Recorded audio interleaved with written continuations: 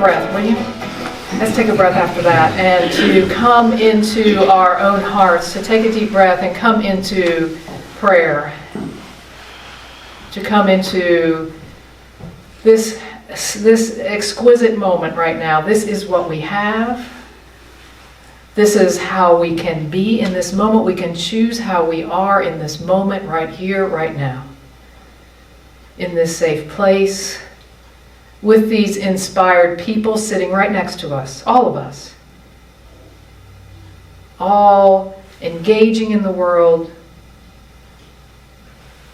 through the gifts that are ours.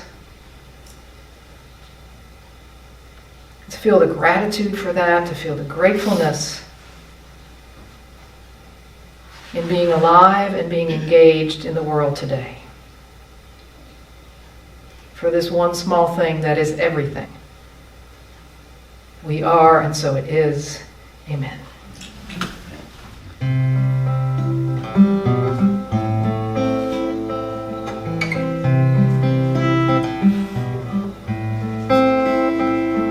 I will arise and go now to the Isle of Innisfree, and there I can build there of clay and wattles need.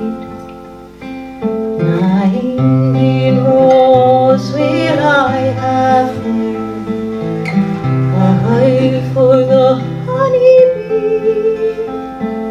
and live alone in the bee mountain. And I shall have some peace there, for peace comes dropping soon, dropping from the veils of the morning to where the cricket sings. There midnight's all a glimmer, and noon a purple glow, and evening full of the midnight's wings. Yeah. All right.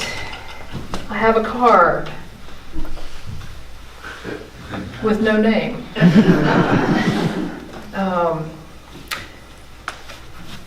So these soul cards we filled out the first Sunday we were here, and I asked people these questions, and they wrote the answers and put them in this jar, and every Sunday I read one. So here's what this person's answers are. What do you want it to be, Soul Center, in your life and for others? Safe and loving sanctuary. Safe and loving sanctuary. How do you want it to feel? Filled with love. Safe, no judgment. How will you bless this space? With my love and energy, space for all. Yeah? How wonderful. See, these are prayers. These are prayers to my way of thinking. These are prayers, and I appreciate that. Whoever wrote that. Wonderful. Well, so the last little series I did was based on the Bhagavad Gita. So you know I'll go anywhere on Sunday with any topic. And I'm circling back around to the Christian calendar to talk about Advent. All right?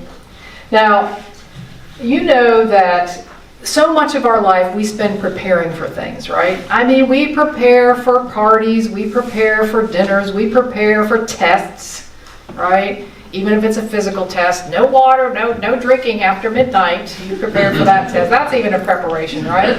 You prepare for everything, taking a vacation, going on a holiday. We prepare for all sorts of things.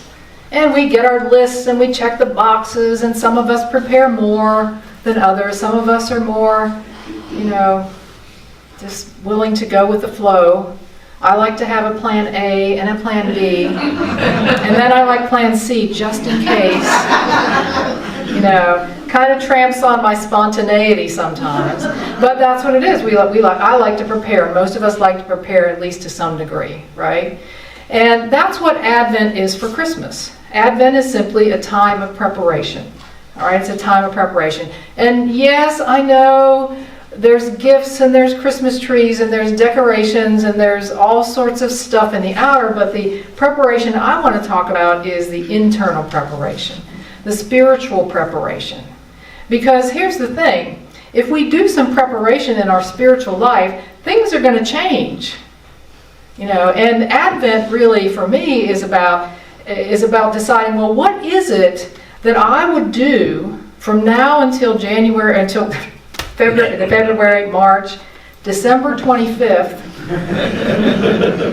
What would I do that when I woke up on that day, I would feel like, man, things have changed. Things have changed for me. Like to have that feeling of awe and anticipation that you had maybe as a child, or maybe you didn't, but you see it in children. Like they're just like, whoa, like that.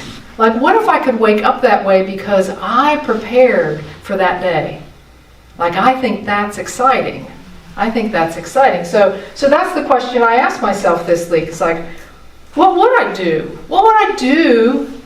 What would I change? What spiritual practice would I engage in that I would feel like that about a month from now? Are you coming up with anything?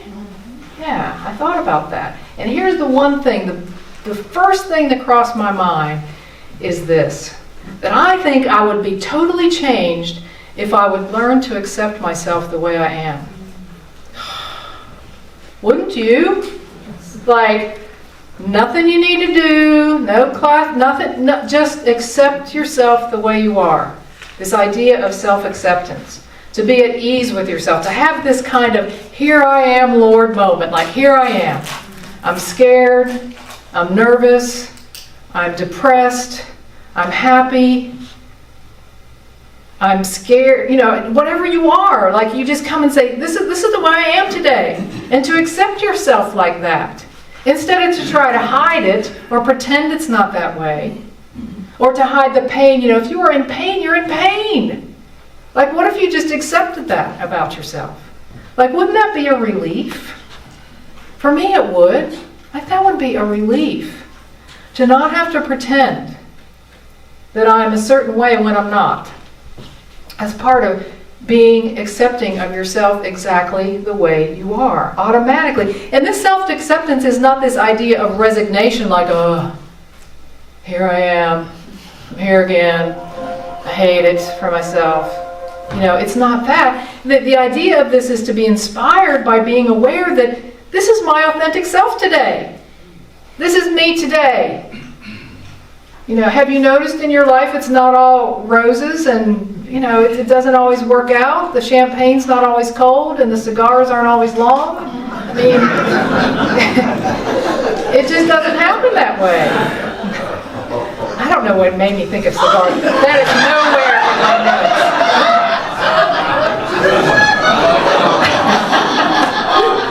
It's nowhere in my notes. No cigar. Right? Maybe I need one. No, I don't think so. Even to accept yourself the way you are, like the way you're born. Like, you may this may surprise you, but I'm an introvert. And I love people. It's not like I'm an introvert and I think all of you are like, oh, I can't wait to get out of here. No, I love people. But what an introvert means for me is that when I'm here and I'm doing this, Renee knows, in the afternoon, I'm like, I'm done.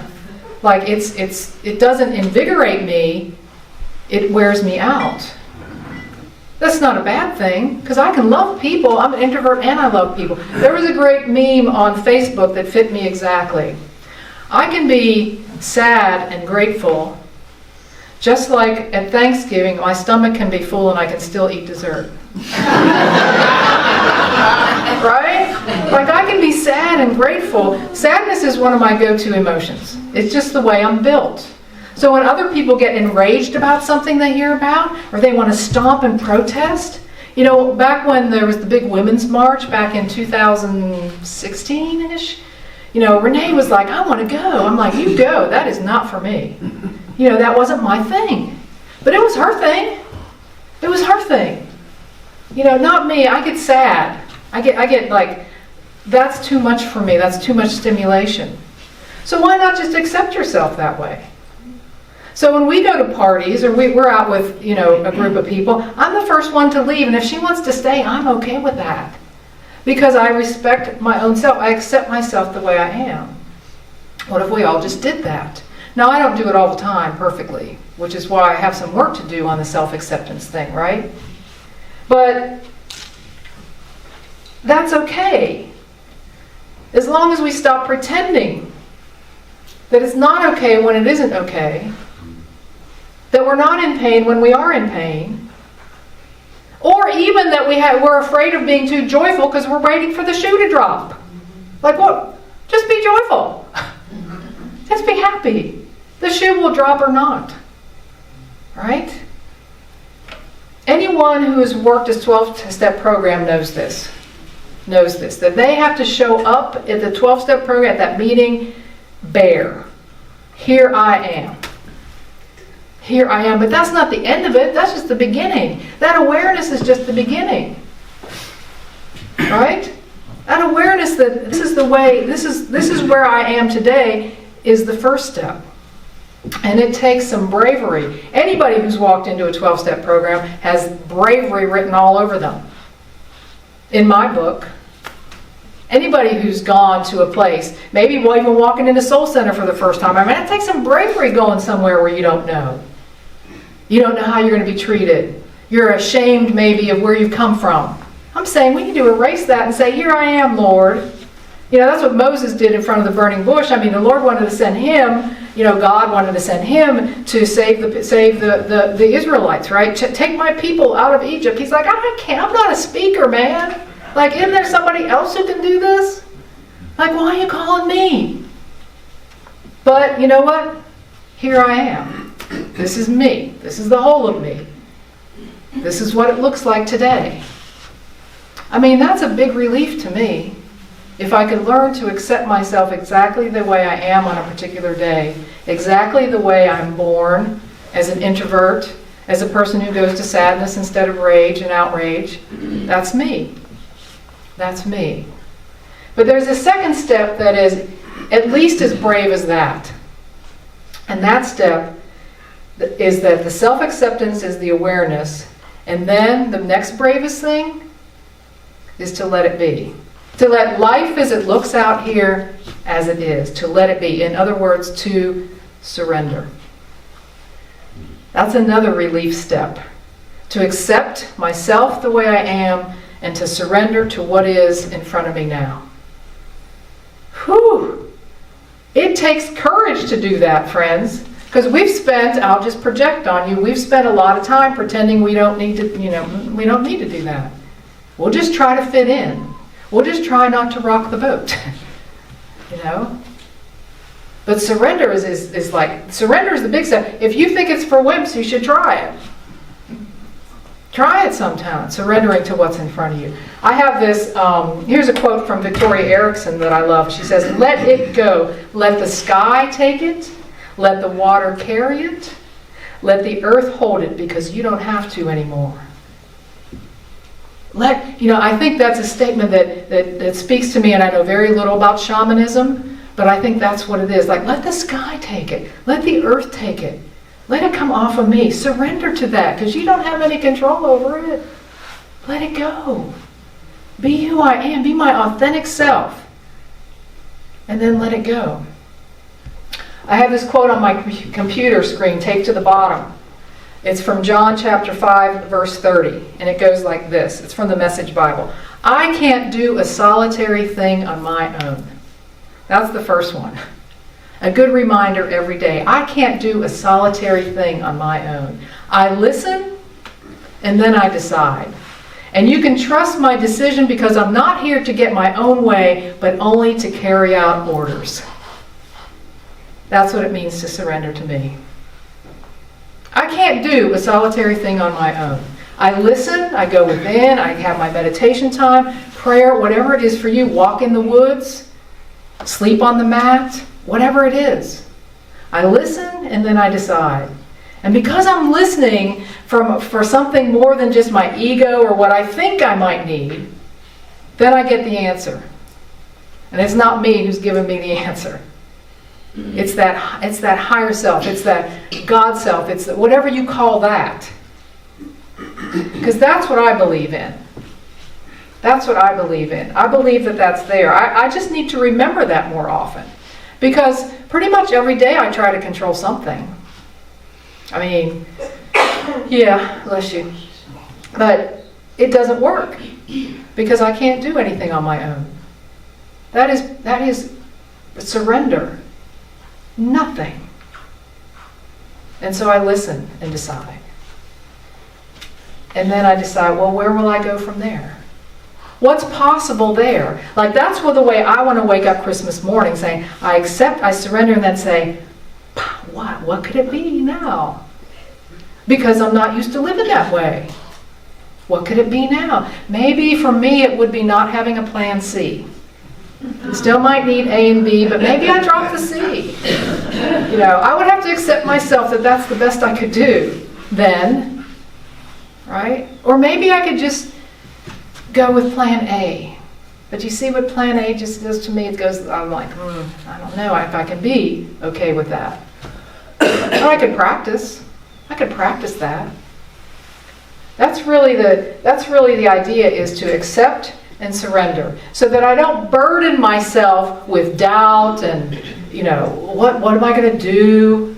I mean, why do I want to burden myself with that? Why don't I just be honest with myself and less anxious? And like I said, what I really believe, and I encourage you to articulate for yourself what you believe. What do you believe about a higher power? What do you believe about God? Do you believe it's in the sky, in the air, in the earth? That's fine. It doesn't matter to me. It matters to you, for you, about where you put your faith. What is that for you? I believe there's a higher power. I believe that we all originate in love and that we are that at our core. I believe that.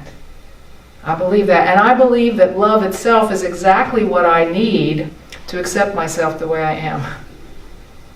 To get in touch with that in me. And to surrender, because I know I'll be taken care of. That I know that the soul of me is just smothered in love. And that's why today, you probably don't hear this kind of message in another Christian church, but that's what I'm going to light the candle for today, that love. That love that says, you are amazing the way you are. Please accept yourself the way you are and leave the rest up to me. Let me guide you. Let me carry you. Let me support you. Let me give you what you need. Always. I'm always here. Always. I want to believe that. That would change me. If I really believed it. Like, I believe it. I'm telling you I believe it, but on Christmas Day, I really want to believe it. I want to live it. I don't even want to plan A. Well, I do. So I'm going to light this candle. This is the love candle. This is the candle for love. Because love is what I am. Love is what you are. Love is where we came from. Love is how we exist now. We've just forgotten. Did you see love in Kim when she was up here? Did you? You could not, right? It's inherent in what and who we are, no matter what our challenge is right now. That's part of this acceptance. Could you accept that you are loved right this minute? That is the origin of you. That is the origin of me. That would change me. I believe it would change you as well. Don't you think? Yeah. Well, you get to choose, of course. You get to choose. But today, in the season of preparation, the candle is lit for love. And so we're going to take that into meditation right now. Simply breathing in and out.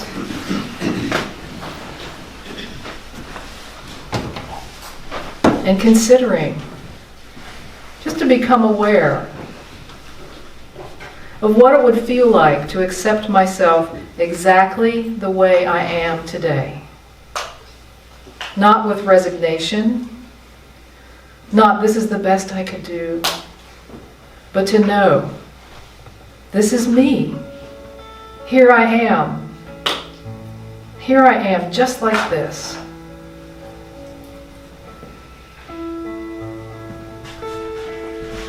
Feeling the authenticity in that. No excuses to be made.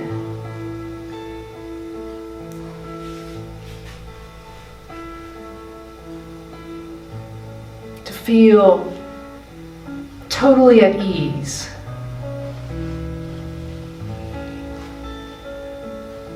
To surrender to this moment. Knowing that there is a greater power available to me, and that power is love. In me, through me, as me. Love.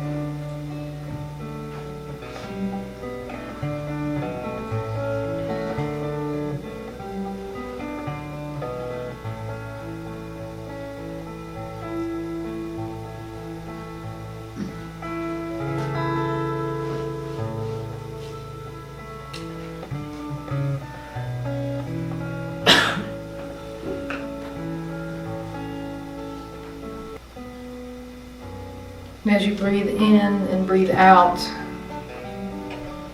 this is a prayer from John O'Donohue for you. May you recognize in your life the presence, power, and light of your soul. May you realize that you are never alone, that your soul in its brightness and belonging connects you intimately with the rhythm of the universe. May you have respect for your individuality and difference. May you realize that the shape of your soul is unique, that you have a special destiny here, that behind the facade of your life there is something beautiful and eternal happening. May you learn to see yourself with the same delight, pride, and expectation with which God sees you in every moment. Amen.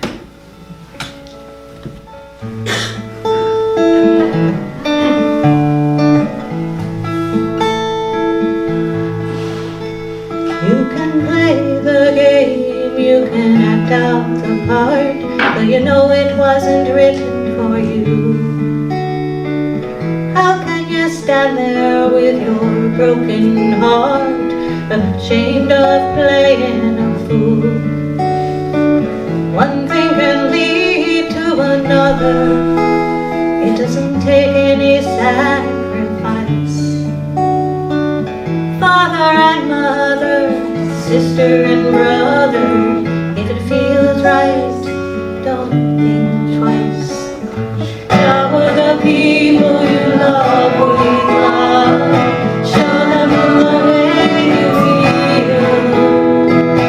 Things are gonna be just fine if you want me to. As I say, shower the people you love with love. Show them the way you feel. Things are gonna be much better if you only will.